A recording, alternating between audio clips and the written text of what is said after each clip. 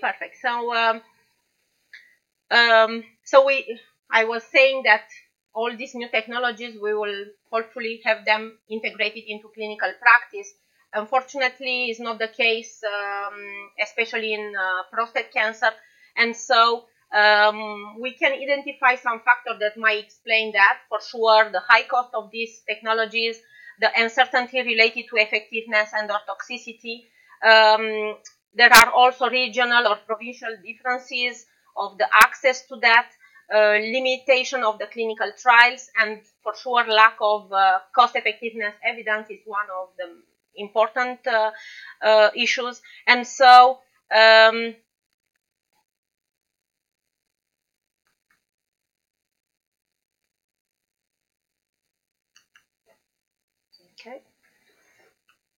okay, good. And so one of the main role of health economics outcome research is to improve this access to new technologies by creating evidence for cost effectiveness interventions, by evaluating health services utilization and economic impact. And for sure, we will try to, we hope that it will improve clinical decision, healthcare system optimization, and influence health policy decisions. And so,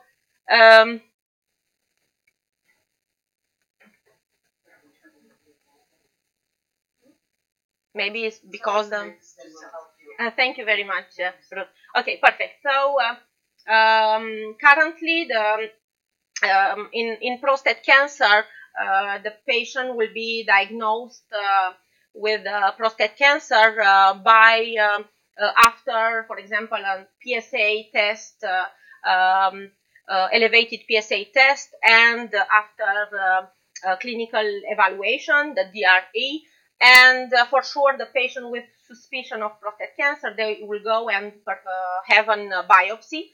Unfortunately, the way that the biopsy is performed in most of the cases, it's a 12-core randomly selected sample where, and so as we can see in this small figure, this biopsy might not target the cancer. So because of that, we will have cancer that are not detected, and so under diagnosis of prostate cancer is currently an issue. And so in addition to that, the new guidelines concerning the PSA screening were available. So starting to 2014, 15, we have in Canada and elsewhere in the world new recommendations concerning do not use prostate-specific antigen-based screening for prostate cancer, and so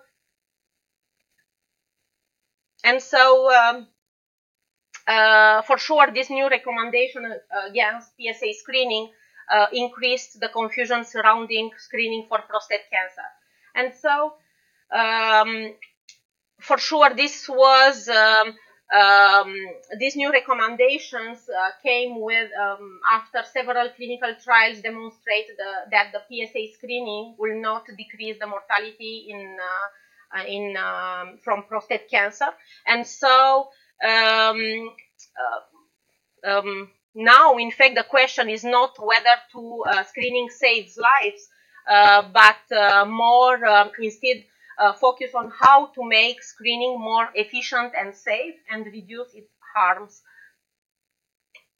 And so here I put a figure where I show the additional tools that are currently available in prostate cancer patient care. And so as we see as one, we have tests available to decide if a biopsy will be desired for some patients. So we talk about the MRI guided biopsy that that might target better the cancer, and it will show us who are the patients that might benefit from a biopsy. We have also another set of tests that might be applicable after a positive biopsy to detect if patients might go with indolent cancer, in low risk cancer, might go to confirm that it's low risk cancer and is not requiring, for example, an immediate treatment. And there are also tests available after a negative biopsy, or tests that might indicate that additional treatments might be important to be added in the care of some patients. And so one of the study that we published in 2014 was about the cost effectiveness of the MRI target biopsy of the prostate in the Canadian settings. And so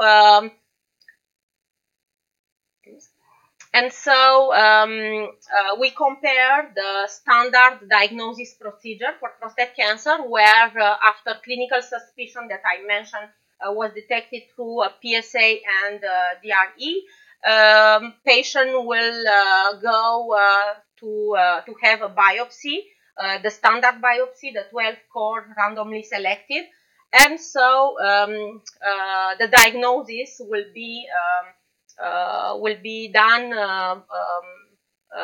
based on these results of the biopsy. And so unfortunately, we see with this strategy a lot of overdiagnosis of insignificant prostate cancer and a lot of sampling errors.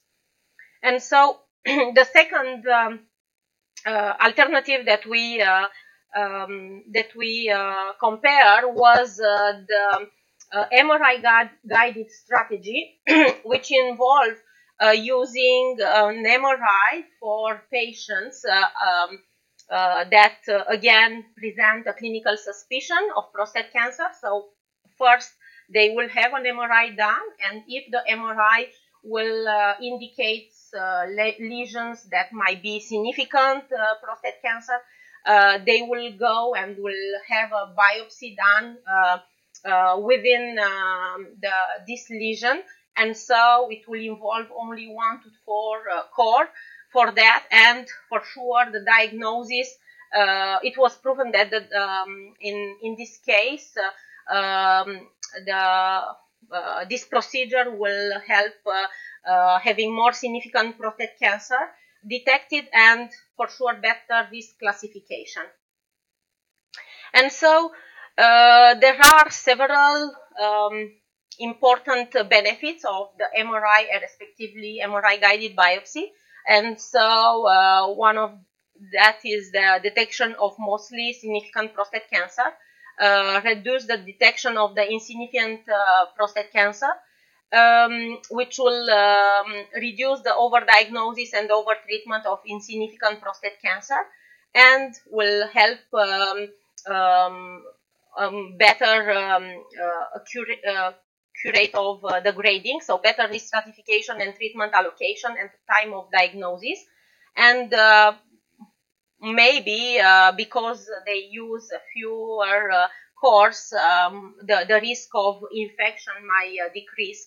However, there are also the MRI for sure costs more, and also it might miss 2 to 6% of significant prostate cancer. So this were the time when we did our study. There were 2 studies done on MRI guided biopsy, and so the Pokorny and the more. We have decided to base our analysis on Pokorny. So we at that time judged that it's a high quality study comparing to the other one. And so the objective of this study was to determine the health economic impact of incorporating the MRI-guided biopsy in the process of diagnosing prostate cancer, to do a cost effectiveness and cost utility analysis. And so we compare the two strategies that I just mentioned to you. We did for that, usually in health economics, when we don't have a long-term follow-up, we have to use simulations in general. So we use a Markov model with Monte Carlo microsimulation for a time horizon from 5 to 20 years. And for sure, the model have several assumptions and that were derived from the literature, and especially in the case of the MRI results, was a Pokorny study used. And so we include the medical cost, hospitalization cost, medication cost during castration-resistant prostate cancer, and our effectiveness measure was the quality-adjusted life year gained, and the overall survival was weighted with the specific health state utilities. And so this is the model that we developed for the strategy where the MRI-guided biopsy was integrated into diagnosis of these patients. And so, as I mentioned, all the patients will have an MRI before deciding if they will have or not a biopsy. And so where suspect lesion were detected through the MRI, they will have an MRI guided biopsy, and they will for sure be stratified in low, intermediate, and high risk prostate cancer based on several parameters. And so they will receive respective active surveillance if they are low risk patients, or intermediate and high risk patient will receive immediate treatment with different type of treatments such as radiation therapy, surgical prostatectomy, or combination of radiotherapy with ADT, depending on androgen deprivation therapy, depending on if they are high grade or not.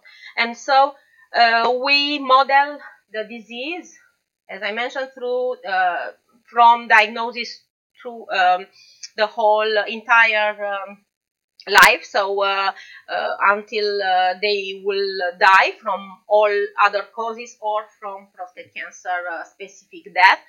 For sure, to be a patient who will die from prostate cancer specific death, before that they will be in castration-resistant prostate cancer phase. So this is the advanced phase of prostate cancer, where I mentioned it's a very important economic burden in this phase.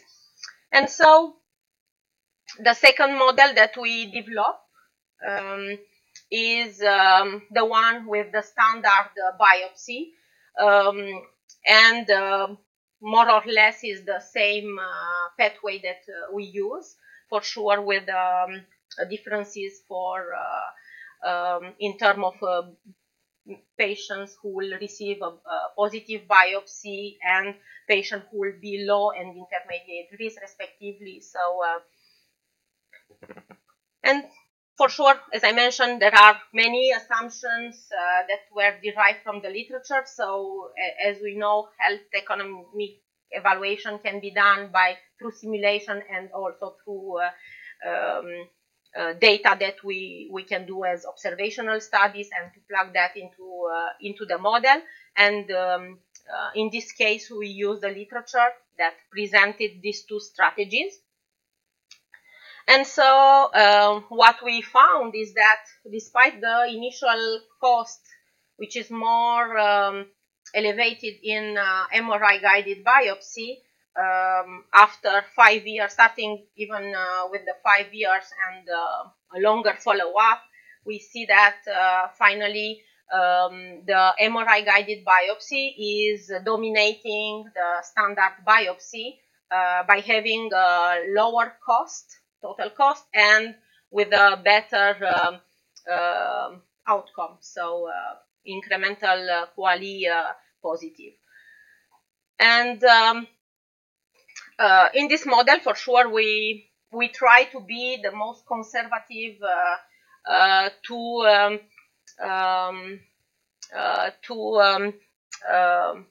so some anticipated benefits of MRI guided biopsy were not taken into account. So we didn't account for the fact that we decreased the overtreatment of insignificant prostate cancer, better restratification, which will go with less salvage and adjuvant treatment, decreases number of cores, so which might decrease cost and complications, and for sure the cost of the advanced phase was based on the sequence of treatment that was available in 2014. Since then, additional costly treatments were integrated into this phase, and so for sure the cost of this phase is higher.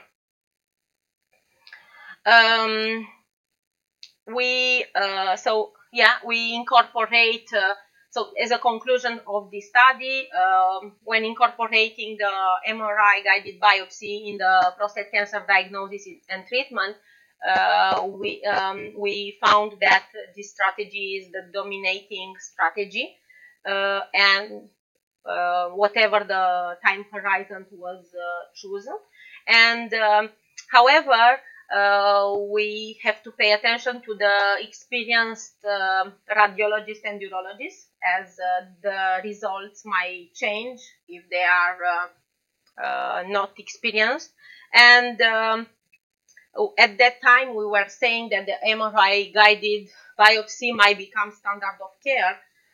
For sure, at McGill, this was probably more integrated, especially at the Jewish General Hospital, and probably in other centers, but obviously it's also the access to the MRI is not easy in Quebec, so it depends on how good the access to the MRI is.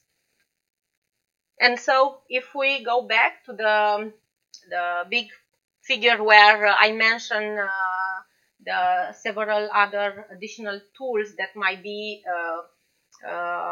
important through the lifetime of patients with prostate cancer in screening phase, diagnosis, or treatment phase.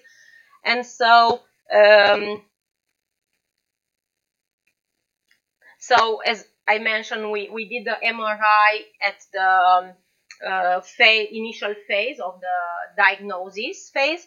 However, this MRI can also be integrated into clinical practice after a negative biopsy, and we see there in the third part. And and so for sure we repertoriate many new tools available. However, in order for them to be integrated or accepted in clinical practice, they should demonstrate the clinical utility. And so what does it mean? Clinical utility is that the test use results in, so when we use the test, this will result in improved clinical outcome for patients. And so our next question was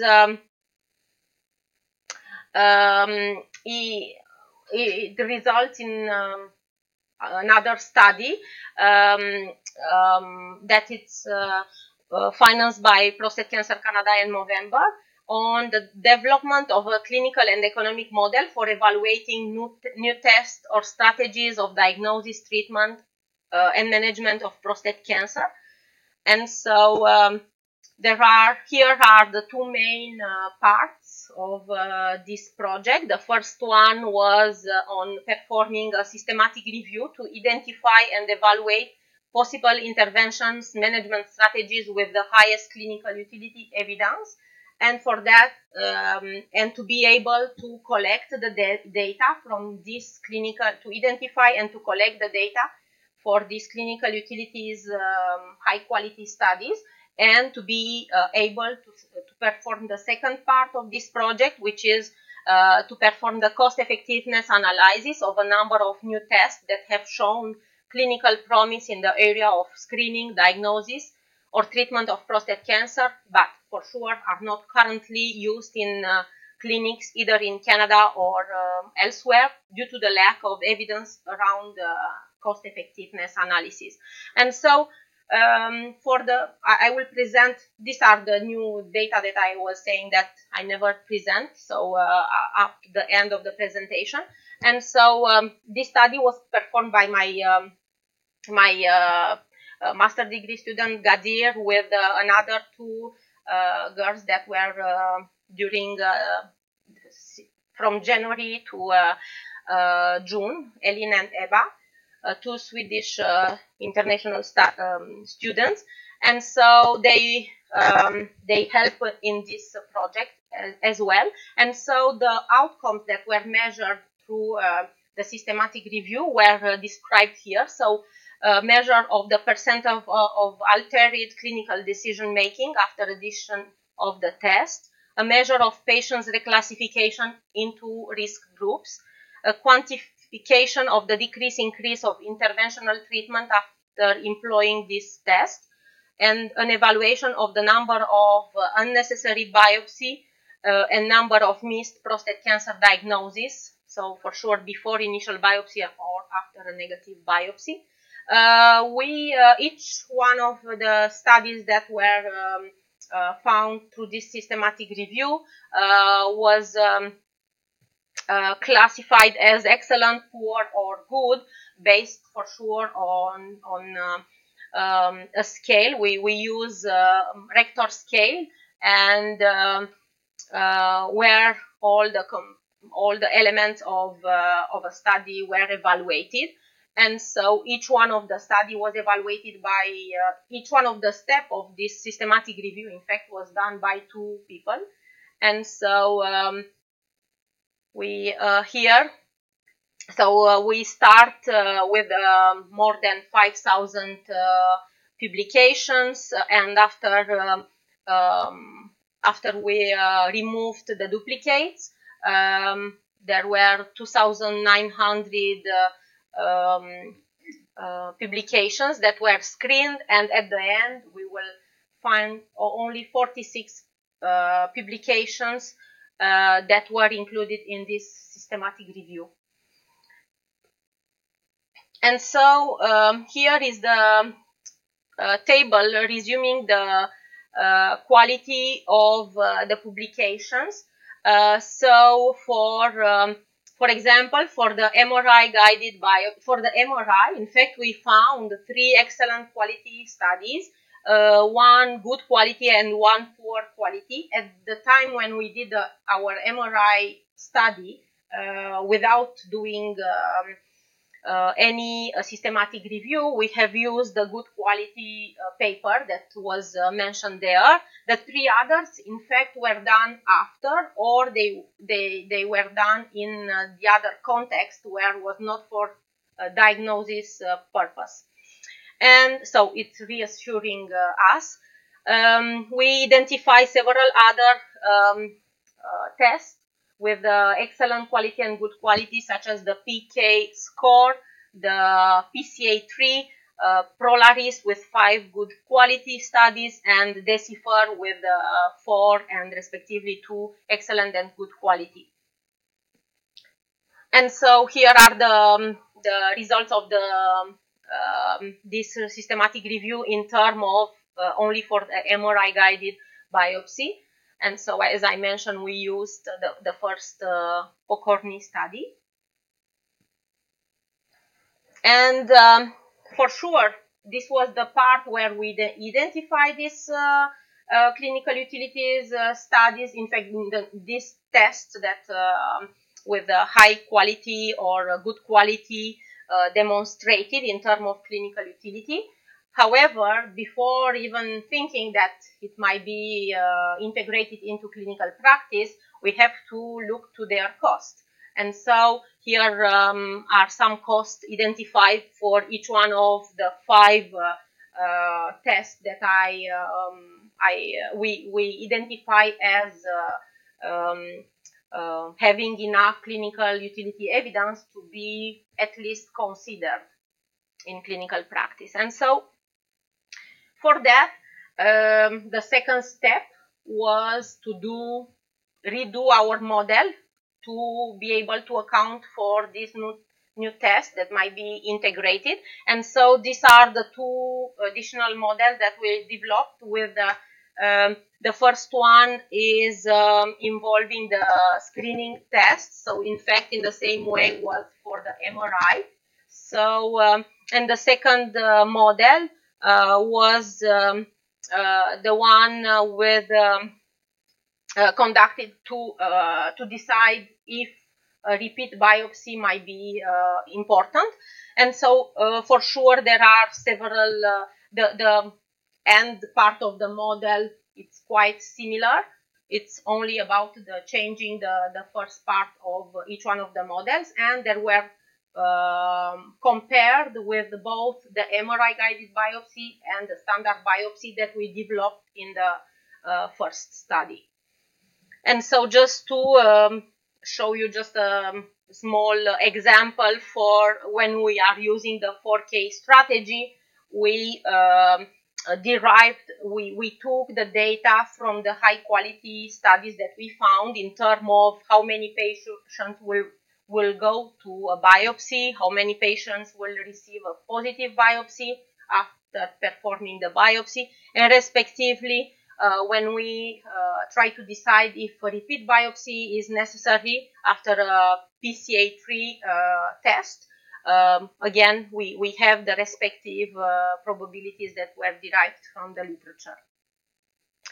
And here are some results in terms of cost effectiveness of new tests. The first 2 are the 4K score and the Phi score. So these are the 2 that were available for screening tests and shown some quality studies on clinical utility. And the second part are tests after negative biopsy, such as PCA3 and confirm MDX. And the third part is data from our previous study with the standard biopsy and the MRI guided biopsy. And if we do another click, so we can see that the 4K score shown a lower cost and approximately or a little bit higher outcome than both MRI guided biopsy and standard biopsy. And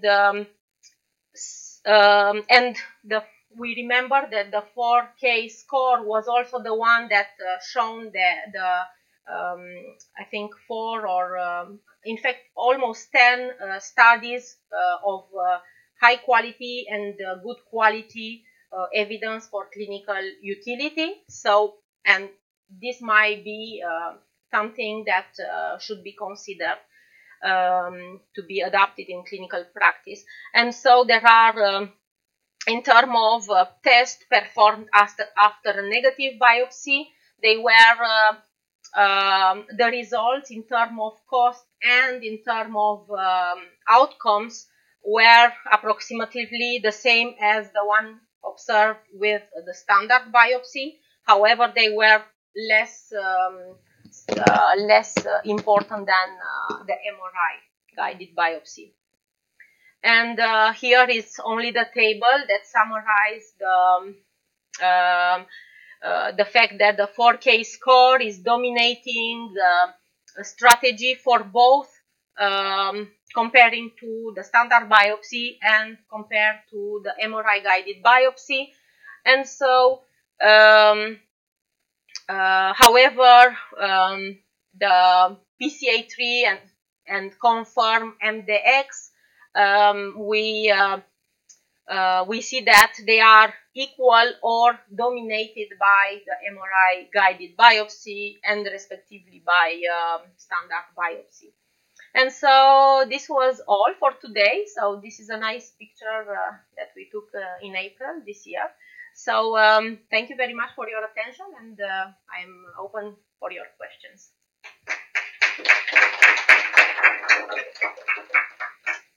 I'll also ask you to repeat the questions just so everybody can hear.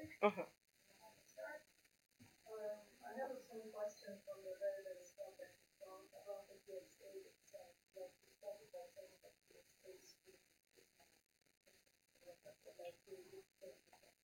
is and there is a conclusion in the moment, but it's clear. So how does your study respond to this? The PSA, let's say, you shouldn't do it, but then you're doing some PSA and the test. So how does that improve? So in fact, the question was how the PSA screening is integrated into all these studies, or how was accounted for. So in fact, when I start my presentation, after mentioning the PSA and DRE evaluation, I also mentioned the fact that yes, the PSA screening was the recommendation are now against the PSA screening because it's not specific to prostate cancer. Because in fact, the old man can have PSA, elevated PSA, without having cancer. Just because it's not specific to cancer, it's specific only to prostate. What is if the prostate is to start to grow because of the age, the man will still have a PSA elevated without having the prostate cancer. And in fact, what I was also saying is that it might be probably not so good to. In fact, the clinicians are against this recommendation because they will. They think that we will go back to the era of where the PSA screening was not performed, and so where more patients of high grade will be at the end of the day diagnosed. So for sure the patient will have less chance to go through their cancer, and so we don't know how will affect the prostate cancer mortality. So it might become the same as it was before PSA screening. So in fact, so being saying that, in fact, we were thinking not. So for sure, the PSA screening should be now done a little bit more. Let's say to focus more on patients that might have high risk of prostate cancer, and also we might do additional tests to see if before going to treating these patients, which might only have an insignificant prostate cancer. Before that, we can do additional. We can use additional tools in that. And so, is it answering your question? Yeah. Exactly. Yeah, but yeah. How did you take account of when you detected in a younger man the last time? Yeah. You may be delaying the cost. Yeah. So in fact, the question is how we account for age in our study, and so in fact, because we use simulation, for sure we have to take some data from, in fact, almost all the data from the literature, but to account for age, for example, the death for all causes will increase with age, and each 5-year will increase the rate of dying of all causes. Except that for in prostate cancer, mortality was indirectly accounted because of the fact that they patients that are in the studies are 70 years and older. So we have that, and we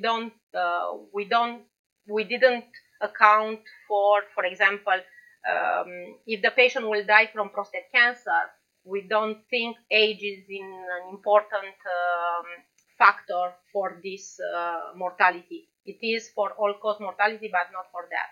So this is the way that we did. I have a question similar to elephants. I always like seeing those Markov models. It sort of quantifies and shows all the steps. But my sense was the two strategies, or the two main strategies, let's say the MRI and the 4K, I didn't quite find them comparable in the sense that the 4K seemed to be really starting with a new screening strategy, if I'm correct, right? The 4K was the screen. Yes, in the same way as the MRI was. But the MRI is not really a screen, because to get to the MRI, you're sort of referred in, either through a PSA or clinical suspicion, so it's further along. The same way is for 4K. So in fact, it's only after clinical suspicion they will go, before going to biopsy. So these patients normally with the standard biopsy will go directly to the biopsy. But before doing that, right away, they will do an additional test that will to help them decide, is it do we have really to perform this biopsy or not? So the same, really similar to the MRI. The MRI, in addition, will focus and will say where to biopsy. For sure, is not the case to 4K. But there was no situations where you have a 4K positive and then you would go to an MRI-guided biopsy. Was not what we took into account. So we consider that if they use the 4K, they will use the standard. Exactly. Yeah. And in fact, I have to check if our studies were reproducing that with the standard biopsy. If I remember correctly, we're done with the standard biopsy. So it will mimic what... because clinical suspicion is a very ambiguous term. And I'm sure there's some risk scores that are based on age, ethnicity, and some other factors. In fact, in prostate cancer, there are two main elements that will say clinical suspicion. So the elevated PSA and a normal digital rectal examination. And with that, the patient will go to the biopsy or not. But if you don't do a PSA, the digital rectal exam will only detect those who have palpable.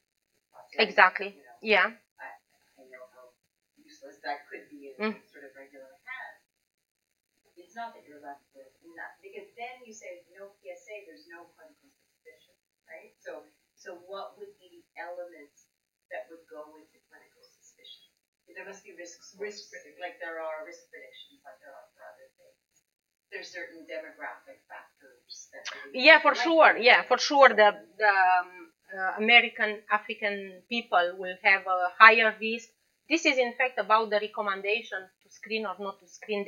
They said some categories of patients in some guidelines, not necessarily in all, but in some they will say patients with African American ethnicity will have to have a test. I don't remember all the details, but this was one of the characteristics. A second one is on to some of the guidelines. They will say all men should have a baseline PSA at 45 years old, if I remember correctly, and after that not to do anything until I don't know 60 years old. I'm saying that like that. I don't really know the details of that, But what other factors?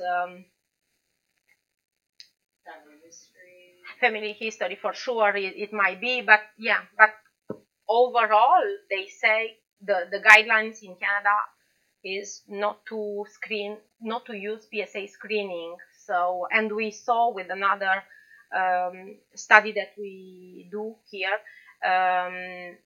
we saw that there are less patients that will have a biopsy done, but when they will have that biopsy, they are higher grade. Immediately after the US guidelines change and after Canadian guidelines publication as well.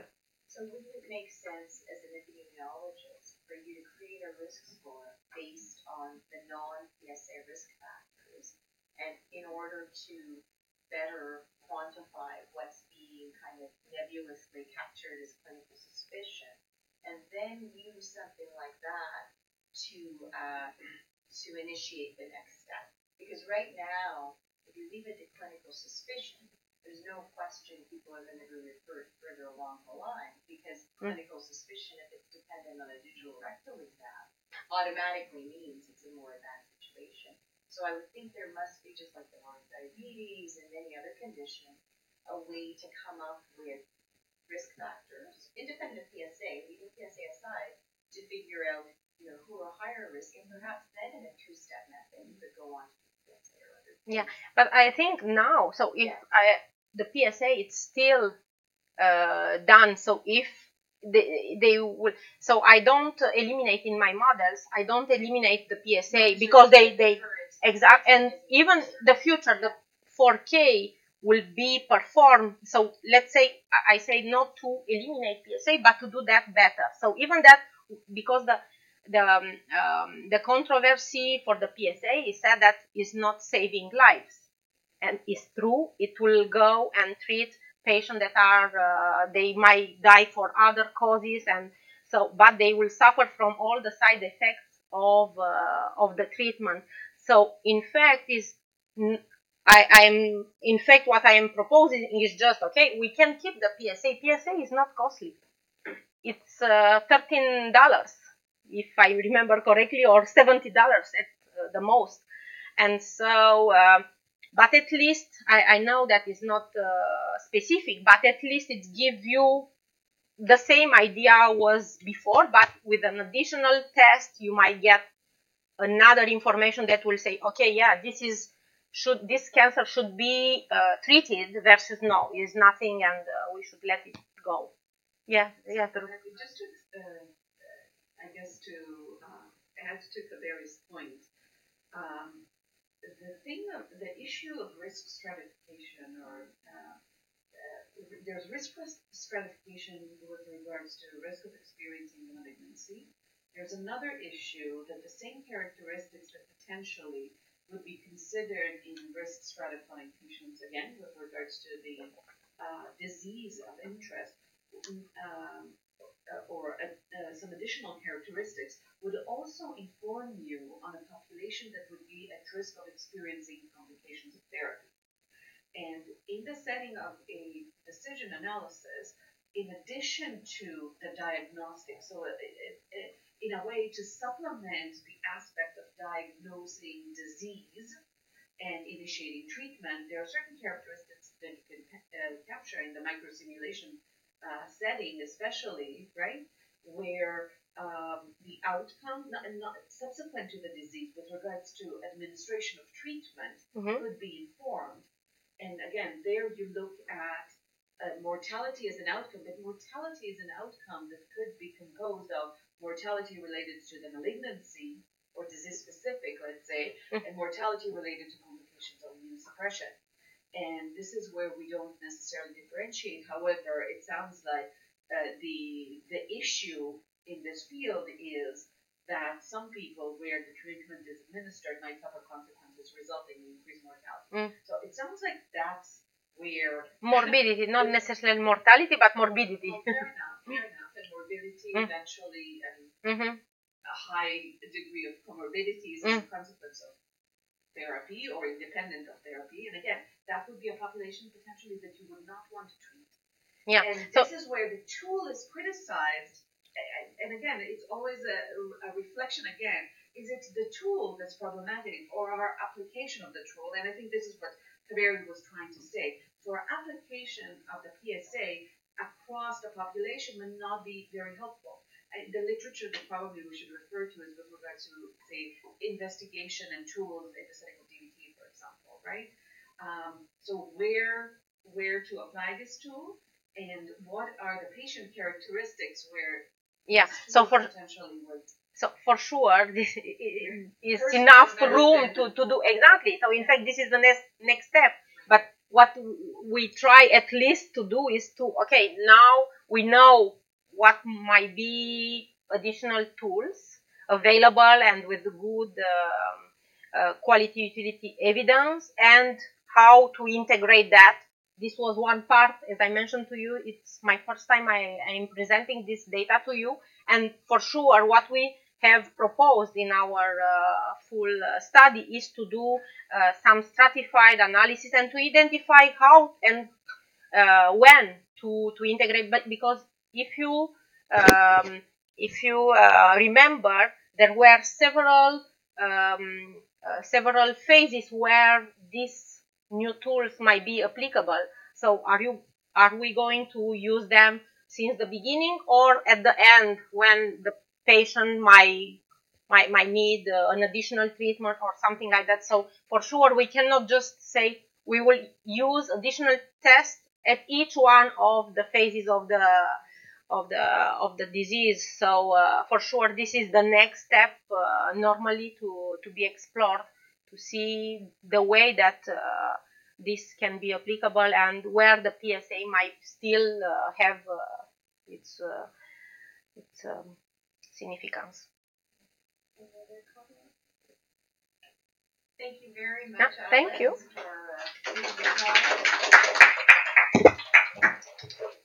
For,